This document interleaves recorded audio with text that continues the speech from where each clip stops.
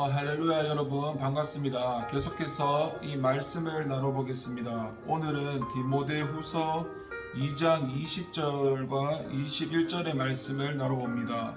큰 집에는 금그릇과 은그릇뿐 아니라 나무그릇과 질그릇도 있어 귀하게 쓰는 곳도 있고 천하게 쓰는 곳도 있나니 그러므로 누구든지 이런 것에서 자기를 깨끗하게 하면 귀히 쓰는 그릇이 되어 거룩하고 주인의 쓰심에 합당하며 모든 선한 일에 준비함이 되리라. 아멘.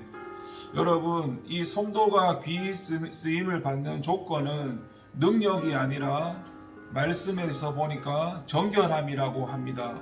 20절을 보니까 이 하나님 나라에는 다양한 용도의 그릇이 있는데 더불어 이것들의 쓰임에 대해서 말씀하고 있습니다. 성경은 아주 선명하게 이 그릇들의 쓰임에 대해서 단 두 가지로 말씀하고 있습니다. 귀히 쓰는 것과 천히 쓰는 것입니다.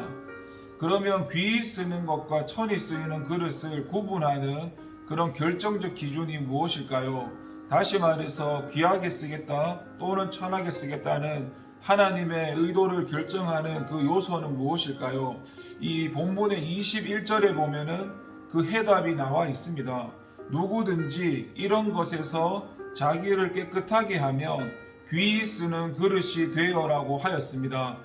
자기를 깨끗하게 하는 것이 바로 귀한 쓰임을 받는 조건입니다. 그러면 여러분 여기서 자기를 깨끗하게 한다는 것이 가서 이게 무슨 의미일까요? 여기에서 답하기 위해서 우리는 자기를 깨끗하게 해야 한다는 말씀 앞에 나온 이런 것이 무엇을 뜻하는지 살펴야 할 것입니다. 여기서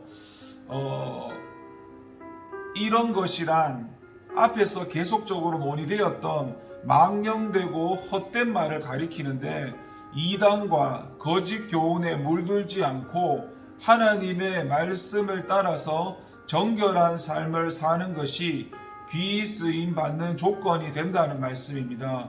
여러분 이 영적인 원리를 꼭 명심하시길 바랍니다. 하나님의 집에서는 하나님의 말씀에 따라 정결하게 사는 자가 귀한 쓰임을 받는 것입니다. 이는 세상에서 사람이 쓰임을 받는 것과는 전혀 다릅니다. 세상에서 귀한 쓰임을 받는 사람은 재능과 능력이 많은 사람입니다. 그 사람이 속이 어떻든 간에 외형적으로 드러나는 그의 능력만을 볼 뿐입니다.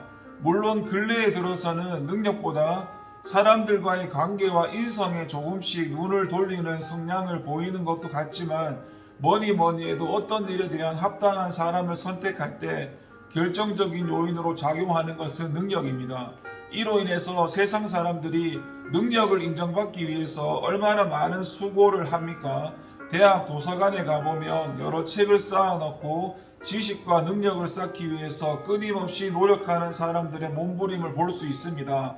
하지만 하나님의 집에서는 이 능력보다 더 중요한 것이 있습니다. 그것은 바로 그 사람의 정결함입니다. 세상과 타협하지 않고 거짓 교훈에 물들지 않고 오직 하나님의 말씀만으로 인생을 사는 사람이 하나님의 귀한 쓰임을 받는 것입니다.